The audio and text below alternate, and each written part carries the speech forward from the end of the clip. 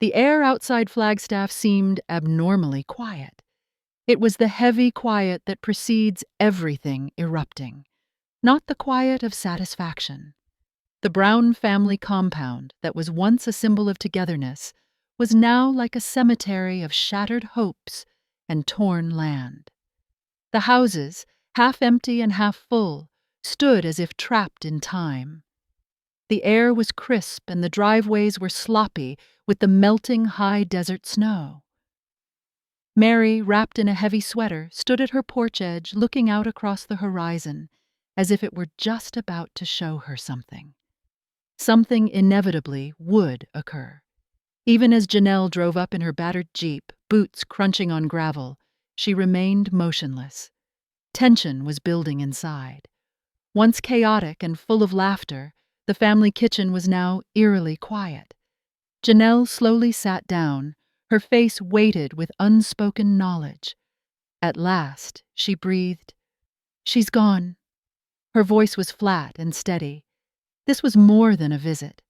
Robyn had carried everything she had, not half. Hello guys, welcome back to my channel. Don't forget to like this video, Meri told them, gritting her teeth as she nodded. No one needed to ask about her, just the name Robyn caused a ripple in the air between them.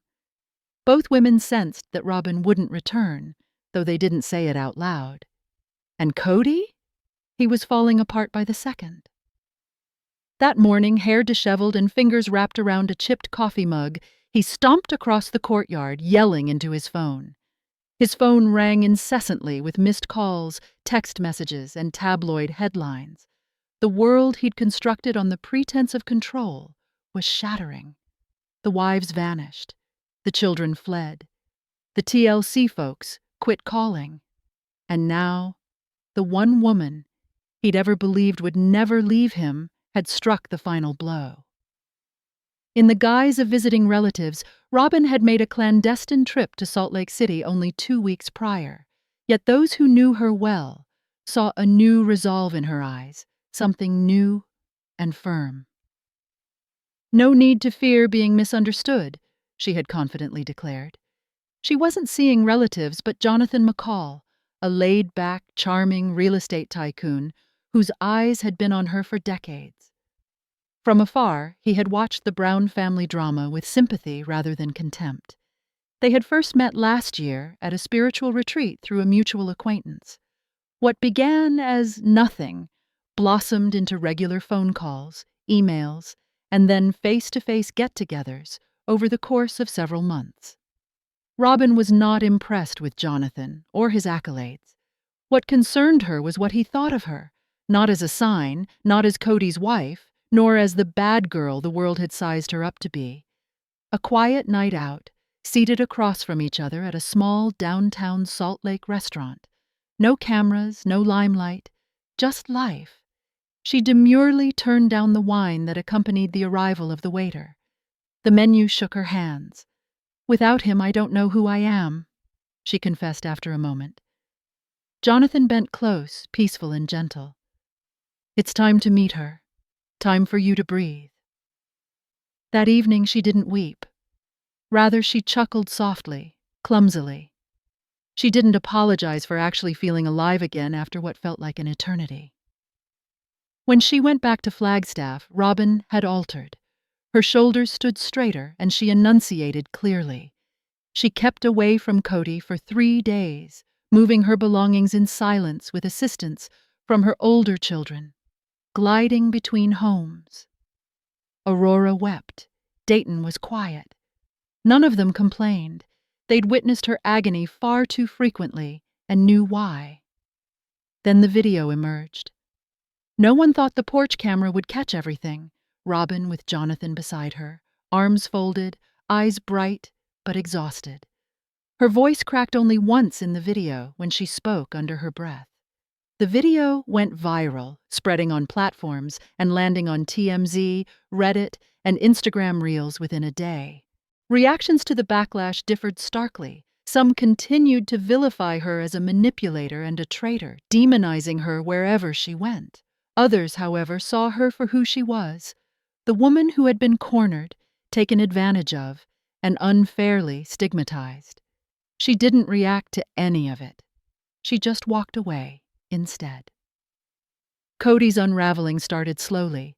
Occasional calls to his remaining children, raging voicemails for producers, and a now-disabled social media rant of accusations of betrayal. He was caught yelling at a stack of cardboard boxes in the backyard, kicking them until his foot bled, pacing shirtless and crazed-eyed.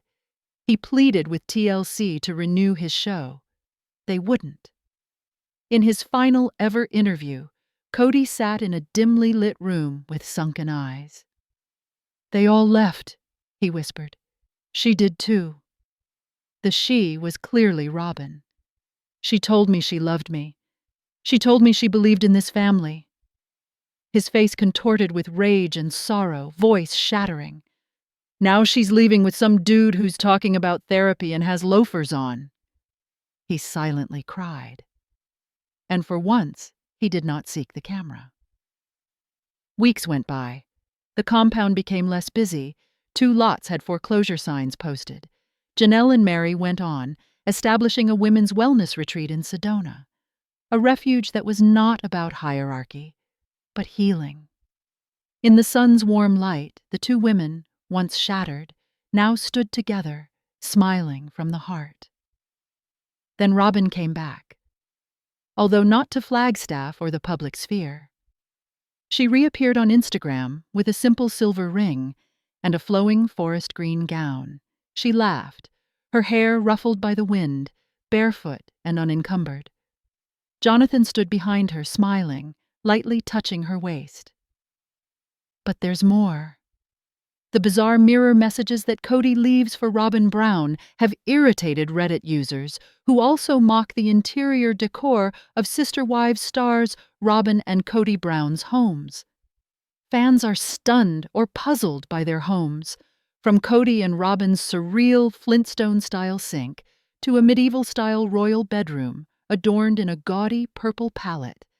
The curiosities are limitless. Robyn may be playing the role of Juliet, with Kody performing Romeo's role.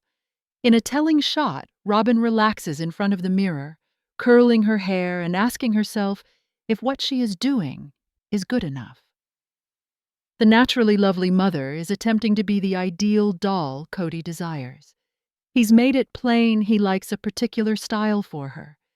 If Robyn is the epitome of the American girl, perhaps it is less strenuous for Kody to rationalize purchasing those pricey dolls that are worth tens of thousands. A now-deleted Reddit post with the above mirror message elicited criticism of Kody's extravagant romantic gestures. Some of his fans recall how Robyn supposedly made the other wives do the hard work, slipping away to apply makeup while camping. But it takes effort to maintain an immaculate cover.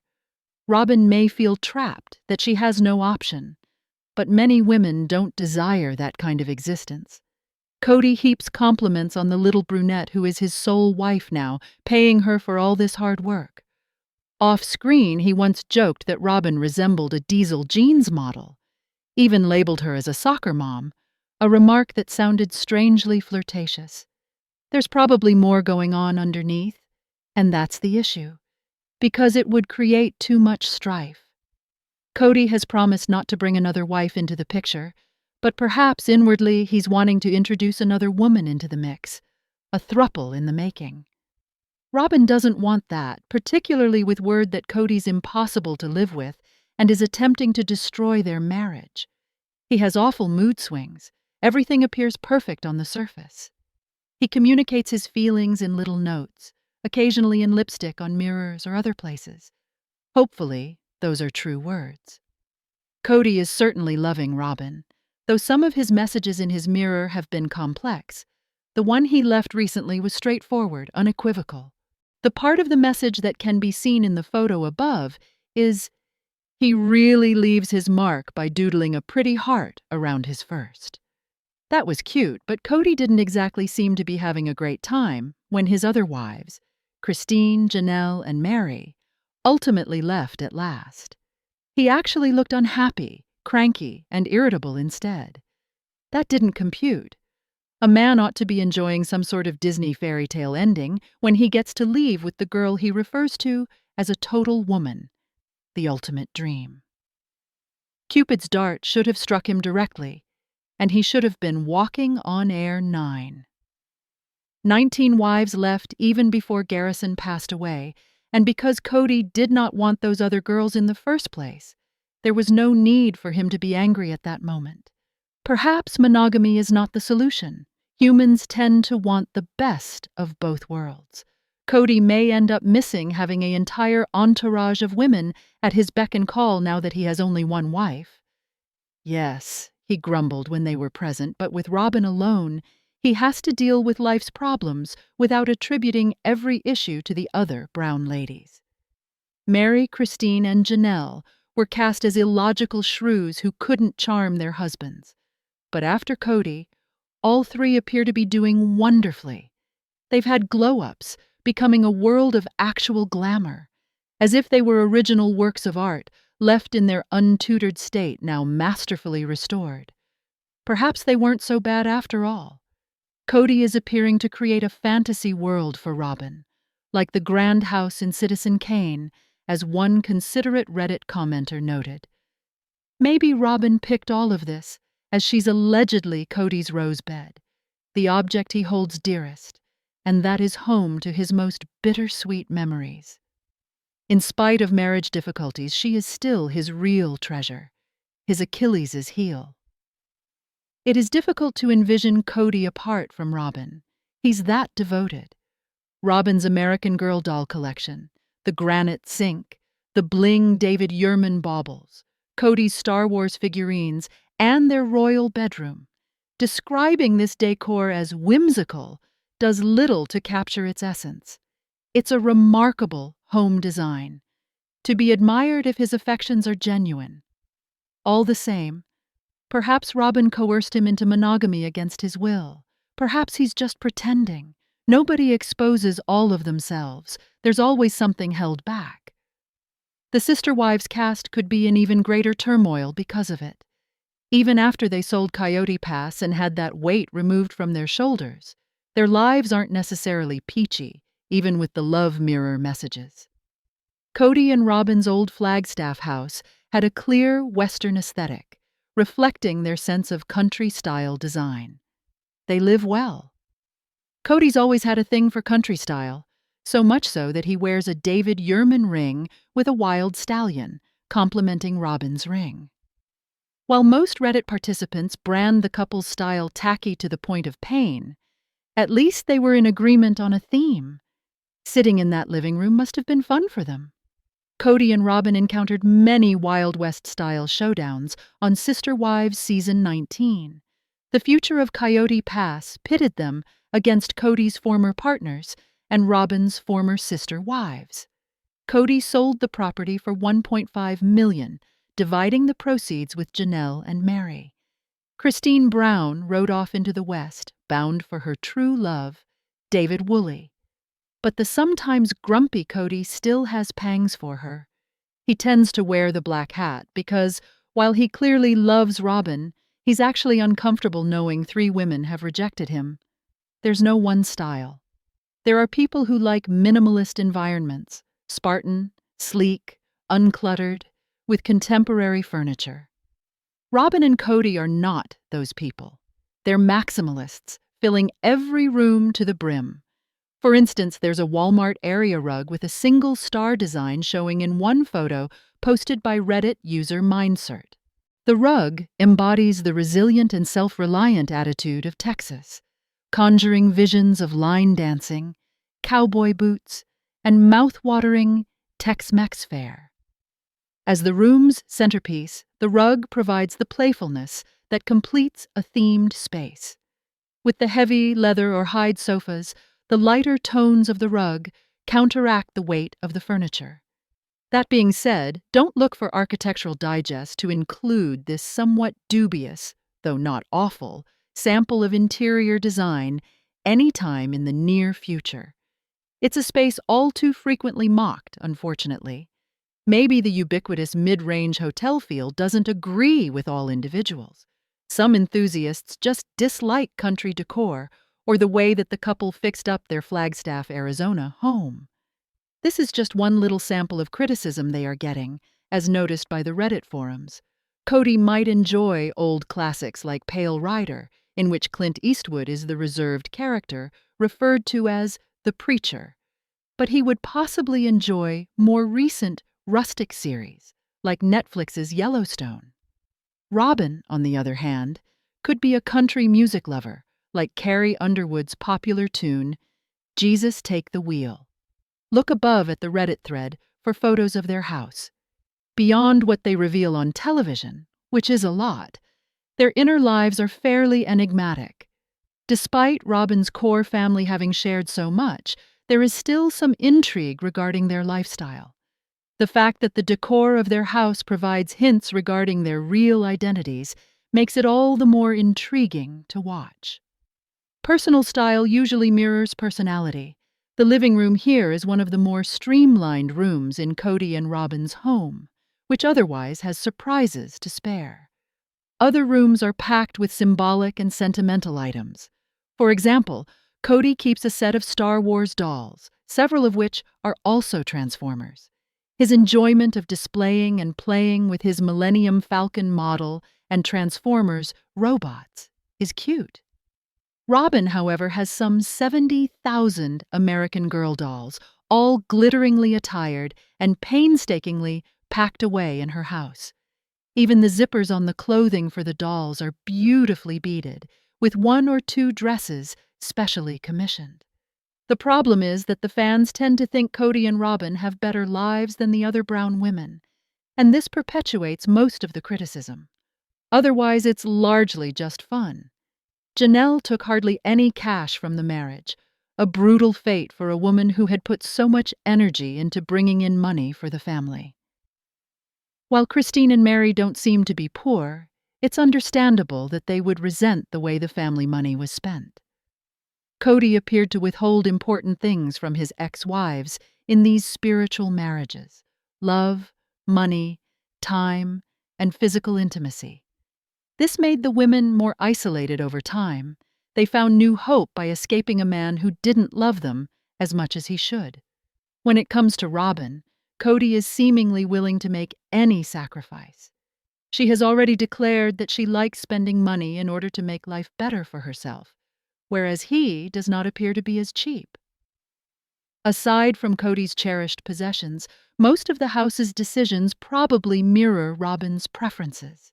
Perhaps she chose the royal bedroom with its luxurious purple hues, or the Flintstone sink with Sedona's otherworldly amethysts all around it. Despite their setbacks, Robyn and Kody move forward. What's left for them to do? The death of Garrison Brown has destroyed them. Nothing will ever alter that. It's the worst thing that can happen to a parent, so Redditors' thoughts don't count, as long as they pick decor that makes them contented. It's usually presumed that Kody doesn't look up to the women who deserted him. Still, recently he made it easier for them to relish little things. For instance, selling the Coyote Pass property, he gave Meri and Janelle a greater proportion, around $35,000 each. That amount could really transform their lives. Sister Wives' Kody Brown acted like a gentleman, but perhaps he was also fearful of legal suits from Meri and Janelle, who didn't believe that he would not exploit them. Whatever the case, his actions speak for themselves, and what he did was a positive thing, regardless of why. He and Robyn recently purchased a lovely $2.1 million residence in Flagstaff, which is a real showplace. It's great that he did something nice for the women who stood by him for so long, particularly because he has so much. Let us hear your thoughts in the comments, and don't forget to subscribe to our channel for more news like this. Thanks, everyone.